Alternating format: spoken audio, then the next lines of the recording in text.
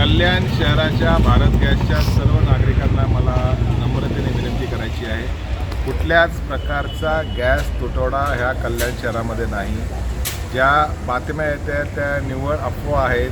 लोकांनी पॅनिक करून बुकिंग केले. मी समजू शकतो की युद्ध परिस्थितीमुळे लोकांना असं वाटतं की भविष्यात गॅस मिळेल की नाही. सणसूद येत आहे, नवरात्र येत आहे, ईद येत आहे, त्याच्यामुळे लोकांनी पॅनिक करून साधारण तिप्पट 3 टाईम्स बुकिंगची परिस्थिती माझ्याकडे निर्माण झालेली आहे. तीच परिस्थिती मला वाटतं सर्वच वितरकांकडे कल्याण शहरामध्ये आहे. परंतु मी आभार मानतो महाराष्ट्राच्या फूड अँड सिव्हिल सप्लायज डिपार्टमेंटचे, रेशन डिपार्टमेंटचे, गृह विभागाचे की तात्काळ त्यांनी पोलीस संरक्षण सर्व वितरकांना दिलं.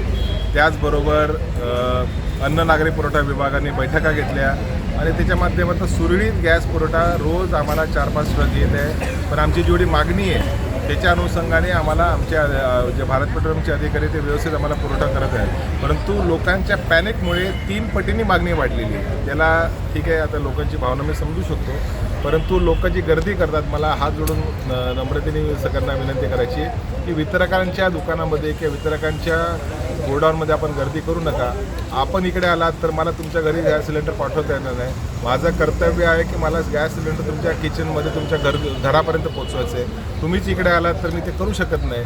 त्याच्यामुळे लांबच्या लांब रांगा लावू नका. भारत सरकारने देखील तेच आव्हान केलं आहे. महाराष्ट्राचे मुख्यमंत्री देवेंद्र फडणवीस साहेबांनी पण तेच आव्हान केलं आहे आणि मला वाटतं प्रत्येक सार्वजनिक क्षेत्रामध्ये काम करणाऱ्या आपल्यासारख्या जागृत पत्रकारांनी देखील तेच आव्हान केले आहे. कल्याण शहरामध्ये व्यवस्थितपणे सुरळीत चालू आहे. काही ठिकाणी लोक जी गर्दी करतात त्याच्यामध्ये सिलेंडर देखील आमचे काय चोरी गेले आहे. परंतु लोकांच्या भावना ह्या वेळेला तीव्र झालेल्या आहेत. मी ते समजू शकतो, त्याच्यात काय राग वाटायचं कारण नाही. परंतु एवढंच मला म्हणायचं आहे की सिलेंडरचा साठा मुबलक आहे, उपलब्ध आहे. कृपया रांगा लावून म्हणजे विनाकारण शारीरिक कष्ट घेऊ नका.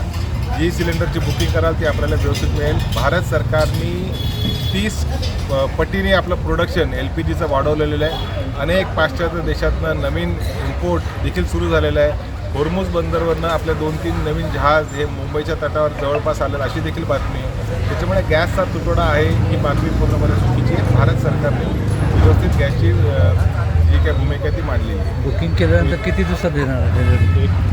सुरुवात म्हणजे ही युद्धजन्य परिस्थितीच्या आधी साधारण 48 तासापर्यंत म्हणजे 24 ते 48 तासामध्ये आम्ही सिलेंडर देत होतो. परंतु तेव्हा आमचा पुरवठा आणि मागणी ही जवळजवळ मॅच होती. म्हणजे 1000ची मागणी आणि 1000चा पुरवठा होता. आता मागणी 4000 पर डे आहे, पुरवठा तेवढाच आहे. त्याच्यामुळे त्याला थोडा वेळ लागतो. पण ही पॅनिक बुकिंग आहे. ह्या म्हणजे आपण म्हणतो ना ती सूज ज्याला म्हणतो ही पॅनिक बुकिंग आहे. ही पॅनिक बुकिंग लोकांनी भयभीत होऊन केलेली आहे. त्याच्यावर मला काय कमेंट